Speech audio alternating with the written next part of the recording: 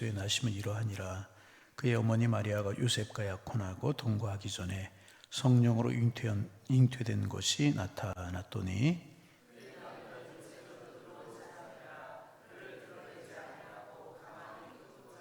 이 일을 생각할 때에 주의 사자가 현몽하여 이르되 다윗에서 쓴 요셉아 내 아내 마리아 데려오기를 무서워하지 말라. 그에게 잉태된 자는 성령으로 된 것이니라.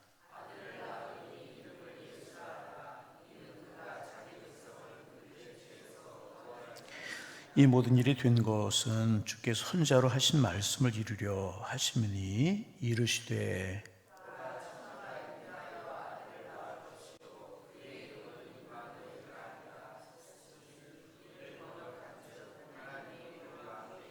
요셉이 잠에서 깨어 일어나 주의 사자의 분부대로 행하여 그의 아내를 데려왔으나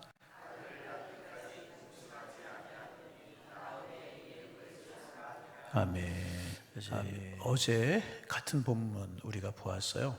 이제 어제는 예수님께서 이 땅에 오시는 그런 사건이잖아요. 그런 사건에 쓰임 받았던 요셉에 관해서 우리가 묵상하면서 은혜를 나누었습니다. 요셉에게는 잉태하기 참 어려운 일이었었어요. 정혼한 약혼한 여인이 결혼하기 전에 어려운 일이 생겼잖아요.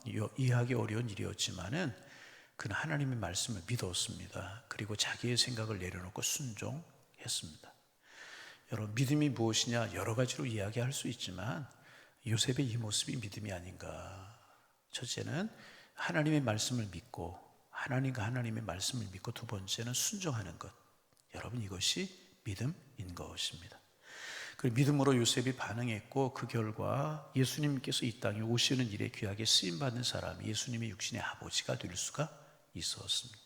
여러분, 우리도 하나님과 하나님의 말씀을 믿고 순종의 사람이 되기를 원합니다. 그래서 오늘 주님 앞에 귀하게 쓰임받는 주님 귀한 일에 동참할 수 있는 하나님의 사람들 되시기를 바랍니다. 오늘 같은 본문을 조금 다른 방향에서 좀 보려고 합니다. 어제는 요셉이 어떻게 믿고 순종했는가 하는 것을 우리가 나누었다면 오늘은 그 요셉이 믿고 순종했던 예수님이 누구신가 하는 것을 좀 생각해 보려고 합니다. 사실 본문의 주인공은 요셉도 아니고 마리아도 아닙니다. 본문의 주인공은 예수님이십니다. 그러면 예수님은 누구십니까? 우리가 예수님에 관해 잘 알고 있지만 오늘 마태복음 1장이 이야기하고 있는 예수님이 누구신가 좀 묵상하면서 은혜를 나누고 은혜를 나눈 후에 이 예수님을 다시 바라보며 하루를 시작하는 오늘 하루를 살아가는 우리 모두가 되기를 소망합니다. 먼저 18절 말씀 같이 한번 소리내어 읽어보실까요? 18절입니다. 예수 그리스도의 나심은 이러하니라. 그의 어머니 마리아가 요셉과 약혼하고 동거하기 전에 성령으로 잉태. 예수님에 관해서 성령으로 잉태된 것이다. 그렇게 이제 말씀합니다. 20절에서도 마찬가지입니다. 이제 잉태된 자는 성령으로 된 것이다. 두 번씩이나 짧은 본문에 두 번씩이나 성령으로 잉태됐다라고 하는 사실을 말씀하고 있습니다. 여러분, 그러면 성령으로 잉태되었다는 말은 무슨 뜻일까? 왜 두 번씩이나 강조하고 있는 것일까 한 것입니다. 예수님의 탄생은 하나님께서 시작하신 사건이라는 것입니다. 예수님의 이 탄생 사건은 하나님께서 찾아오신 사건의 시작이라는 것입니다. 여러분, 이게 무슨 말인가? 세상의 모든 종교는 대체로 인간이 하나님을 찾아가는 이야기입니다. 그래서 불교에서 생불화신 이런 단어 부처가 되는 것이고요. 인간이 신이 되는 이제 그런 겁니다. 세상의 종교는 대체로 그래요. 인간이 하나님을 찾아가는 그런 이야기, 노력과 선행을 통해 찾아가는 그런 이야기입니다. 노력하고 수양하고 선하게 살아서 하나님께 가까이 가려고 하는 종교가 대부분입니다. 그러나 우리가 믿는 복음은 정반대. 인간이 하나님을 찾아간 것이 아니라 하나님께서 인간을 찾아오셨습니다. 우리가 하나님께 갈 길을 찾지 못하기 때문에 하나님께 친히 우리 가운데 찾아오신 것입니다. 여러분, 이것이 성탄의 신비이고요, 이것이 복음의 시작인 것입니다. 무슨 말인가? 여러분, 죄로 인해 하나님을 떠난 것은 인간이었어요. 하나님의 말씀을 거역한 것도 인간이지 않았습니까? 선악과를 따먹지 말라고 하나님의 명령을 어기고 범죄했어요. 이게 인류의 최초의 범죄 아니겠습니까?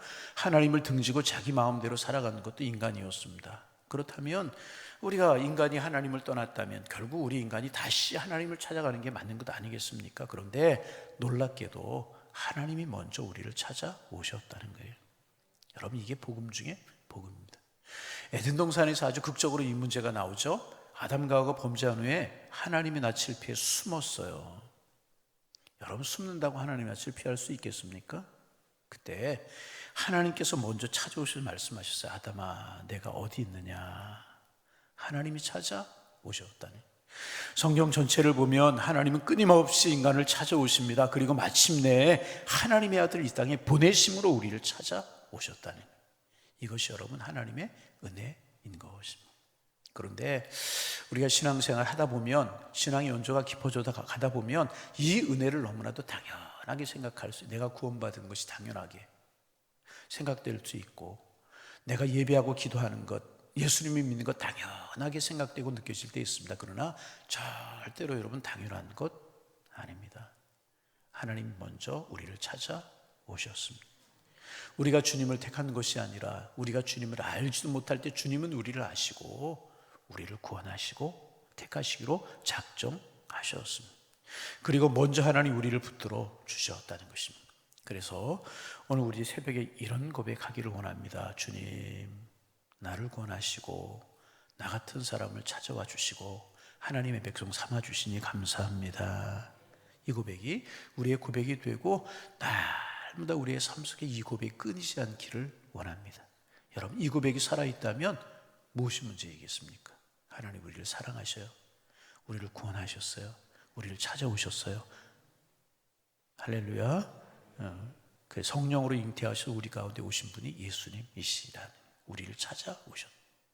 그 주님 오늘도 우리 함께 하시고 우리를 찾아오실 줄로 믿습니다. 두 번째, 예수님은 우리를 죄에서 구원하시는 분이십니다.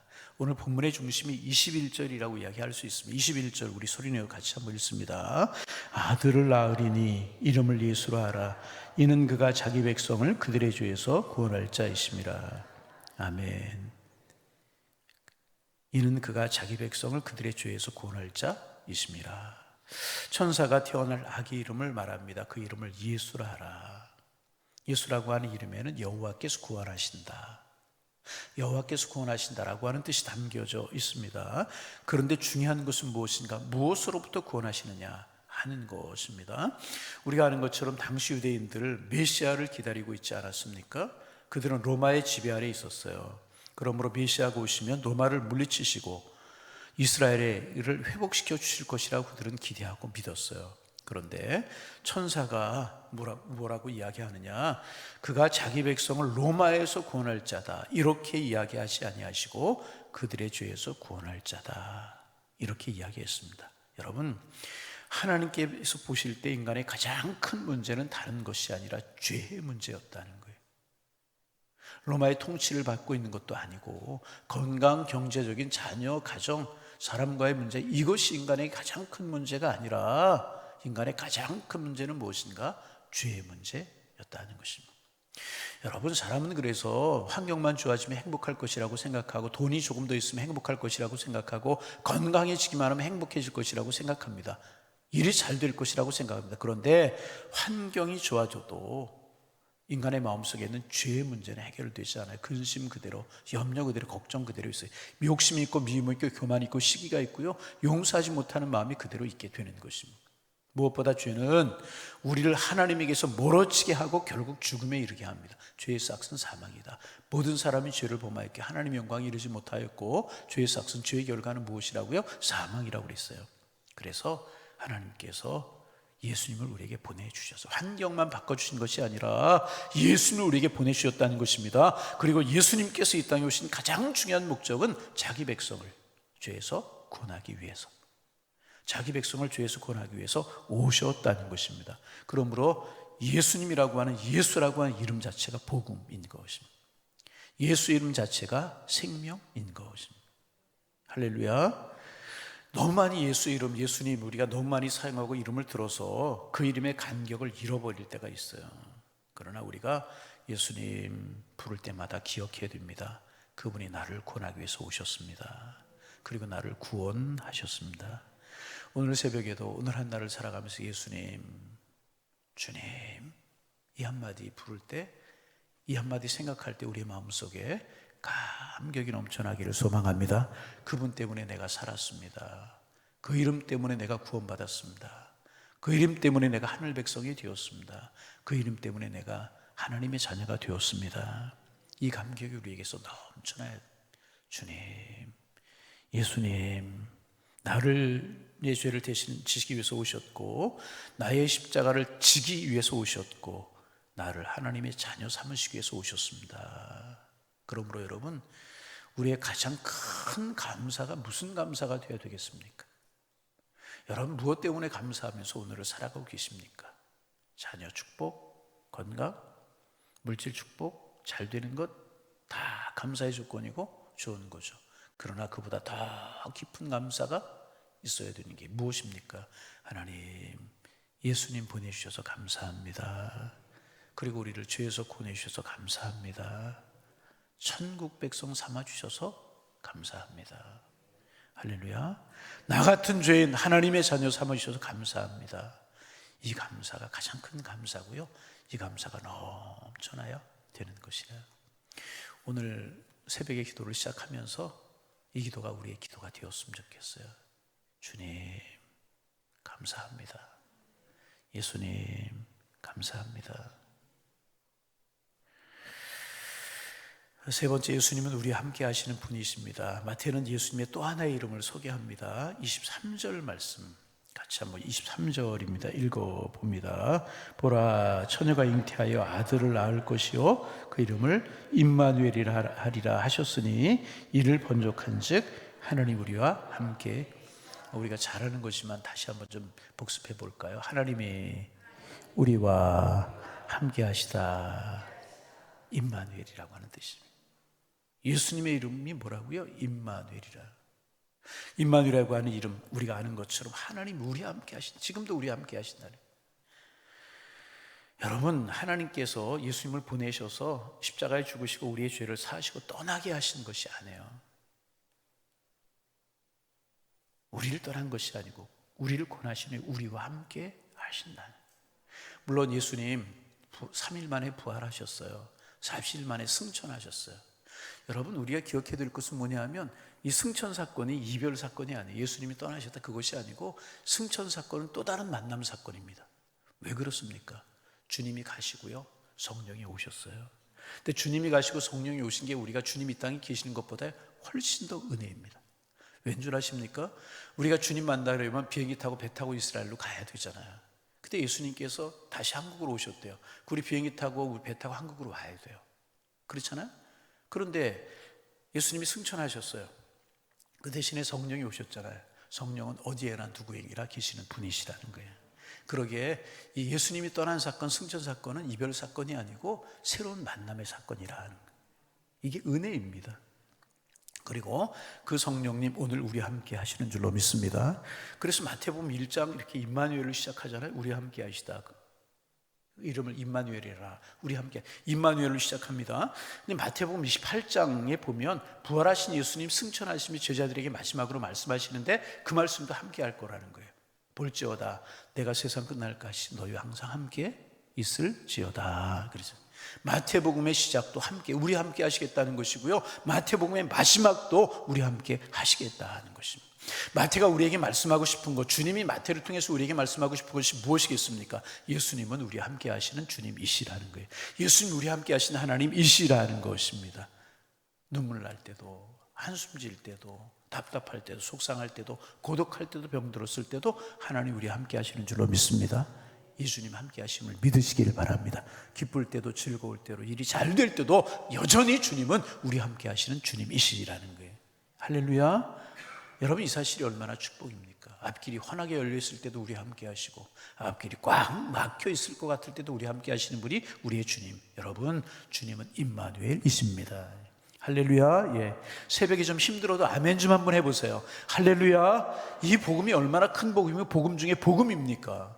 할렐루야. 오늘도 함께 하실 줄로 믿습니다. 내일도 함께 하실 줄로 믿습니다. 새벽에 주님과 함께 시작하는 우리도 함께 하시고, 오늘 하루 함께 하시고, 저녁에도 함께 하실 줄로 믿습니다. 할렐루야. 이것이 얼마나 큰 복음이냐 그 말이에요. 얼마나 큰 복음이냐.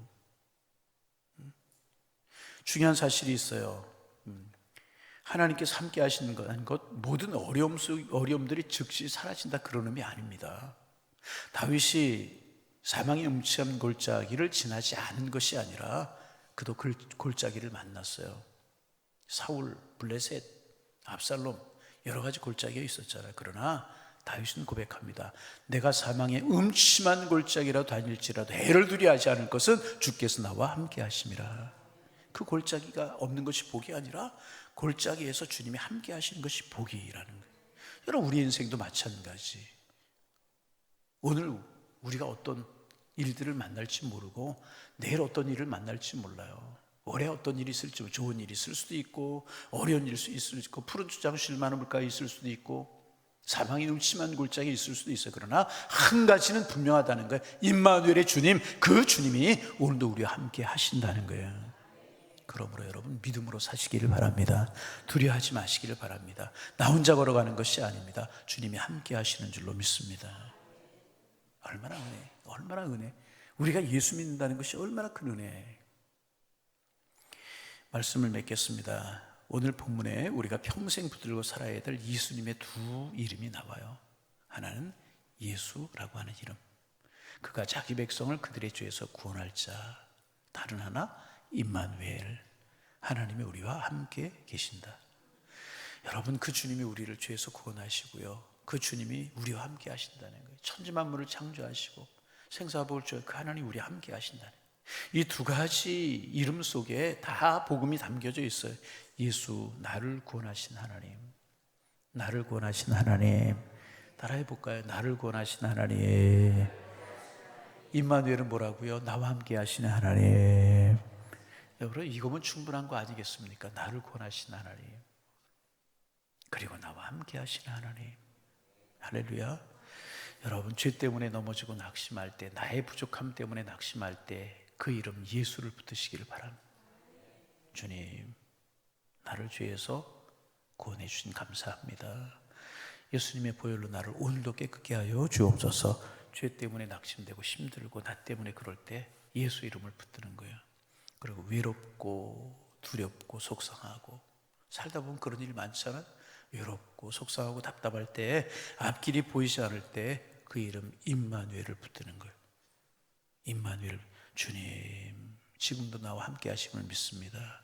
이 상황, 이 환경 가운데 나와 함께 하실 줄로 믿습니다. 그래서 오늘 하루도 그 이름 붙들고 살아가는 거예요. 힘들 때 예수님, 두려울 때 임마누엘의 주님, 예수님, 임마누엘의 주님. 오늘도 그 주님 우리 함께 하실 줄로 믿습니다. 이 기쁨, 이 은혜 마음속에 간직하고 오늘을 살아가셔서 예수 이름이 여러분에게 능력이 되고 임마누엘의 주님이 여러분과 함께하는 그런 은혜 오늘 한날도 함께 하실 수 있기를 주님의 이름으로 축원합니다.